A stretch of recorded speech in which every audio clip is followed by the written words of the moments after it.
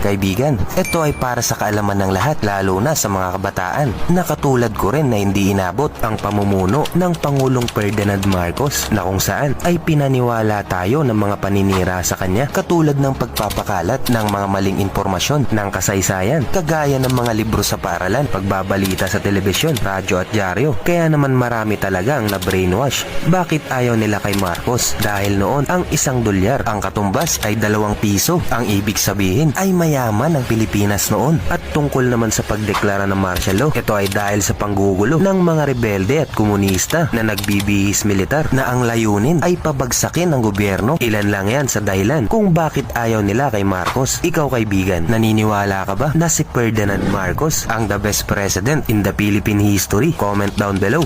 Sa video na ito ay aalamin natin kung bakit ayaw nga nila kay former President Ferdinand Marcos. Kung kaya't umpisahan na natin. Ayaw nila kay Marcos dahil mayaman ang mga Marcos bago pa nila pasukin ang politika. Sila lang naman ang abogado ng royal family na Talyano. Ang mga Talyano, sila lang naman ang nagmamay-ari ng buong Pilipinas noong unang panahon. Ang pangalan pa dati ng bansa natin ay Maharlika. Alam nyo ba na ang binabayad kay Marcos ay tone-tonelada na mga ginto? Ayaw nila kay Marcos dahil bata pa lamang ito ay nakasuhan na ng murder. Estudyante pa lang siya noon ng abogasya. Alam nyo ba na hindi siya kumuha ng abogado para ipagtanggol ang kanyang sarili? At siya na mismo ang nagligtas sa kanyang sarili. At kinatigan naman ito ng korte. Ang sabi pa nga ng isa sa mga hukom na si Sergio Osmeña na malaki ang may aambag ng batang ito sa ating bansa.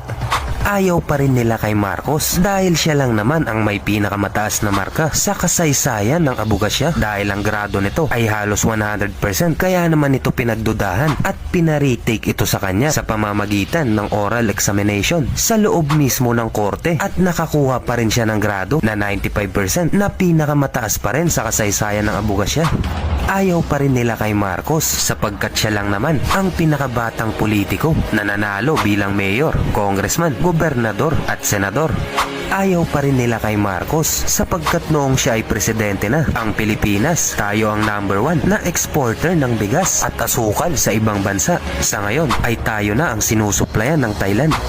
Ayaw pa rin nila kay Marcos dahil siya lang naman ang nagtayo ng Manila International Airport na pinalitan ng pangalan ng mga Aquino ng NAIA na ang ibig sabihin ay Ninoy International Airport.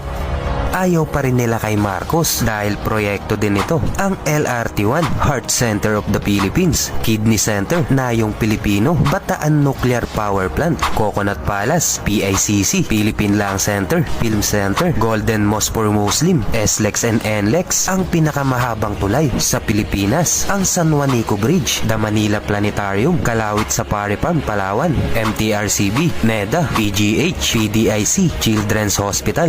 Ayaw pa rin nila kay Marcos dahil tayo lang naman ay isa sa may pinakamalakas na war weapons sa buong mundo. Meron tayong sariling missile launcher na